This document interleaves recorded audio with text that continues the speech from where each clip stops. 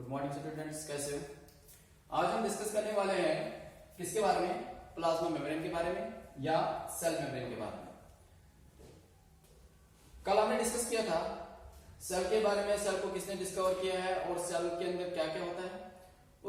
उसी में मैंने आपको कहा था सेल मेम्ब्रेन के बारे में या प्लाज्मा मेम्ब्रेन के बारे में। तो मैंने आपको कहा था कि ये प्लाज्मा मेम्ब्रेन और या सेल मेम्ब्रेन ये सेल का बाहर वाला कवर होता है। प्लाज्मा मेम्ब्रेन या सेल मेम्ब्रेन क्या होता है? सेल का आउटर कवर होता है। और प्लांट सेल के अंदर जो आउटर कवर होता है सेल का, वो सेल वॉल होता है। मगर एनिमल सेल के अंदर अगर देखा जाएगा तो उसका जो आउटर कवर है वो प्लाज्मा मेम्ब्रेन ही है या सेल मेम्ब्रेन ही है। अब इस प्लाज्मा मेम्ब्रेन या सेल मेम्ब्रेन का काम क्या है?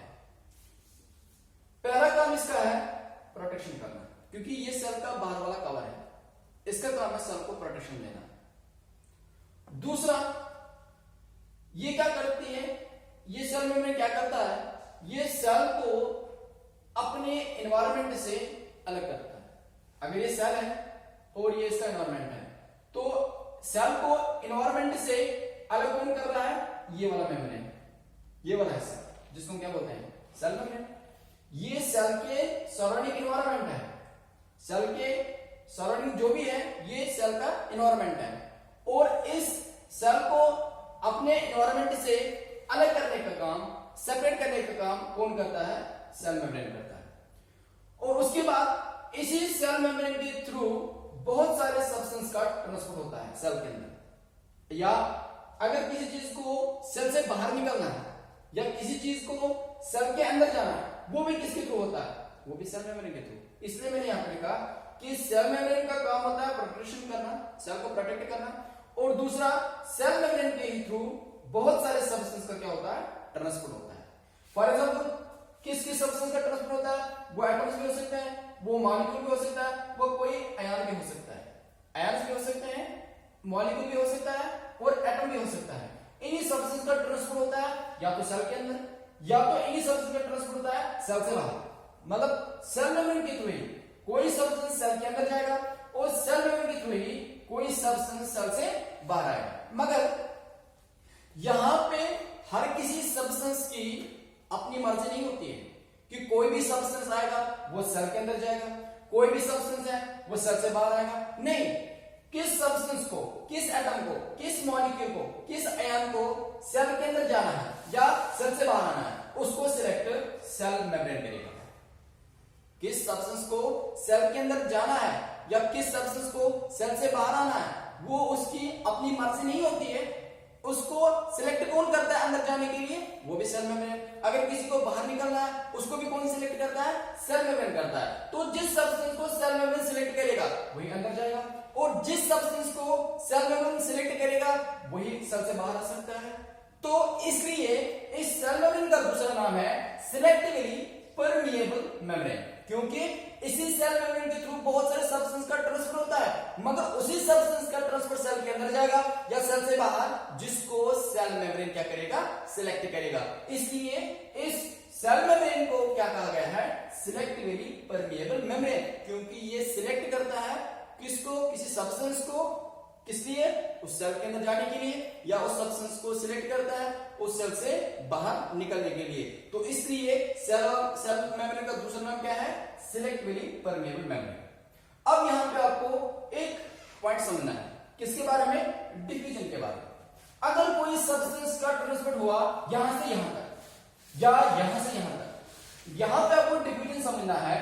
अगर हमारे पास फॉर एग्जांपल यहां पे एक सब्सटेंस है, ये एक रीजन है और ये दूसरा रीजन है, रीजन फर्स्ट और रीजन सेकंड। फॉर एग्जांपल यहां पे कार्बन डाइऑक्साइड है या यहां पे ऑक्सीजन है। इस रीजन में कार्बन डाइऑक्साइड भी है और ऑक्सीजन भी है, मगर इस रीजन में इन दोनों की कंसंट्रेशन क्या है? ज्यादा है। बात समझ आ गई कि ये एक रीजन है, इस रीजन में कार्बन डाइऑक्साइड की, ऑक्सीजन की कंसंट्रेशन ज्यादा है, मगर इस रीजन में इस कार्बन डाइऑक्साइड की कंसंट्रेशन कम है और ऑक्सीजन की कंसंट्रेशन कम है। तो इस रीजन में इन दोनों की कंसंट्रेशन क्या है, ज्यादा, और इस रीजन में इन दोनों की कंसंट्रेशन क्या है, कम है, लोअर है। तो जब किसी सब्सटेंस का ट्रांसपोर्ट हो जाएगा उस रीजन से जहां पे उसकी कंसंट्रेशन ज्यादा हो, कहां तक, उस रीजन तक जहां पे उसकी कंसंट्रेशन कम है। मतलब यहां पे कार्बन डाइऑक्साइड की कंसंट्रेशन ज्यादा है तो ये ट्रांसफर हो जाएगा इस रीजन के अंदर, क्योंकि यहां पे इसकी कंसंट्रेशन क्या है, कम है। अगर इस रीजन में ऑक्सीजन की कंसंट्रेशन ज्यादा है, ये भी ट्रांसफर हो जाएगा किस रीजन में, इस रीजन में, क्योंकि इस रीजन में इसकी कंसंट्रेशन क्या है, कम है। तो इसी को बोलते हैं डिफ्यूजन। डिफ्यूजन का मतलब है किसी सब्सटेंस का ट्रांसपोर्ट होना कहां तक, उस रीजन से जिस रीजन में उसकी कंसंट्रेशन ज्यादा थी, कहां तक, उस रीजन में जहां पर उसकी कंसंट्रेशन कम थी। तो अगर आपसे बोलेगा कि व्हाट इज डिफ्यूजन, तो आपको बोलना है कि ये एक प्रोसेस है जिसमें कुछ सब्सटेंस का ट्रांसपोर्ट होता है उस रीजन से जिस रीजन में उसकी कंसंट्रेशन ज्यादा है, किस रीजन तक, जिस रीजन में उसकी कंसंट्रेशन कम है, तो उसी को क्या बोलते हैं, डिफ्यूजन।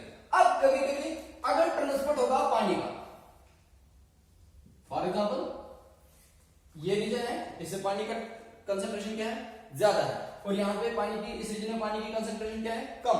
तो ये भी पानी जो है ये भी ट्रांसफर हो जाएगा इस रीजन से, क्योंकि इस रीजन में इसकी कंसंट्रेशन क्या है, ज्यादा है। ये भी ट्रांसफर हो जाएगा इस रीजन में, किस रीजन में, जहां पे पानी की कंसंट्रेशन कम थी। तो इस डिफ्यूजन को जब पानी का ट्रांसफर हो जाएगा उस रीजन से जहां पे उसकी कंसंट्रेशन ज्यादा थी उस रीजन तक जहां पे उसकी कंसंट्रेशन कम थी, तो किसका यहां पे डिफ्यूजन हो रहा है, पानी का डिफ्यूजन हो रहा है। तो जब पानी का डिफ्यूजन होगा उसको हम बोलते हैं ऑस्मोसिस। क्या बोलते हैं, ऑस्मोसिस। तो अगर आपको बोलेगा किसको बोलते हैं ऑस्मोसिस, तो आपको बोला है कि जब पानी का ट्रांसपोर्ट होगा या जब पानी का डिफ्यूजन होगा। डिफ्यूजन का मतलब किसी भी चीज का ट्रांसपोर्ट होना फ्रॉम द रीजन, उस रीजन से जहां पे उसकी कंसंट्रेशन ज्यादा है उस रीजन तक जहां पे उसकी कंसंट्रेशन कम है। तो यहां पे जब वाटर का डिफ्यूजन होगा, मतलब जब पानी ट्रांसपोर्ट होगा उस रीजन से जिस जहां पे उसकी कंसंट्रेशन ज्यादा है उस रीजन तक जहां पे उसकी कंसंट्रेशन कम है, तो उस डिफ्यूजन को क्या बोलते हैं, ऑस्मोसिस। तो उस डिफ्यूजन को क्या बोलते हैं, ऑस्मोसिस। उसके बाद हम बात करेंगे सेल मेम्ब्रेन किसका बना होता है। हमारी बॉडी के अंदर दो चीजें बनती है, एक तो प्रोटीन बनता है, दूसरा लिपिड बनता है। हमारी बॉडी के अंदर प्रोटीन भी बनते हैं और लिपिड्स भी बनते हैं। तो इन दोनों का काम तो हमारी बॉडी के अंदर है, मगर कुछ प्रोटीन से या कुछ लिपिड से ये सेल मेम्ब्रेन बनता है। किसको सेल मेम्ब्रेन किसका बना होता है, प्रोटीन और लिपिड्स का बना होता है। और यही प्रोटीन और लिपिड्स हमारी बॉडी के अंदर बनते हैं, बहुत सारा बनता है। प्रोटीन भी बहुत सारे बनते हैं, लिपिड भी बहुत सारे बनते हैं। कुछ लिपिड्स और कुछ प्रोटीन बाद में इन्वॉल्व होते हैं, यूज होते हैं क्या बनाने के लिए, सेल मेम्ब्रेन बनाने के लिए। उस प्रोसेस को क्या बोलते हैं, बायोजेनेसिस। तो अगर आपसे बोलेगा कोई व्हाट इज बायोजेनेसिस, तो आपको बोलना है बायोजेनेसिस का मतलब है the formation of cell membrane. Cell membrane का बनना किससे बनना, फ्रॉम प्रोटीन्स एंड लिपिड्स। जो हमारी बॉडी के अंदर प्रोटीन्स और लिपिड्स बनते हैं, उन्हीं प्रोटीन्स में से कुछ प्रोटीन है और उन्हीं कुछ लिपिड्स में से कुछ लिपिड्स है जो बाद में क्या बनाते हैं, सेल मेम्ब्रेन बनाते हैं या क्या बनाते हैं, प्लाज्मा मेम्ब्रेन। उसको क्या बोलते हैं, बायोजेनेसिस। किसको बोलते हैं बायोजेनेसिस, सेल मेम्ब्रेन का बनना, किससे बनना, प्रोटीन्स और लिपिड से बनना, उस प्रोसेस को क्या बोलते हैं, बायोजेनेसिस। कैसा लगा आपको ये मेरा वीडियो? अगर आपको मेरा वीडियो अच्छा लगा तो इसको शेयर करना, इसके ऊपर कमेंट भी करना और इस चैनल को सब्सक्राइब भी करना और वीडियो के ऊपर लाइक भी करना।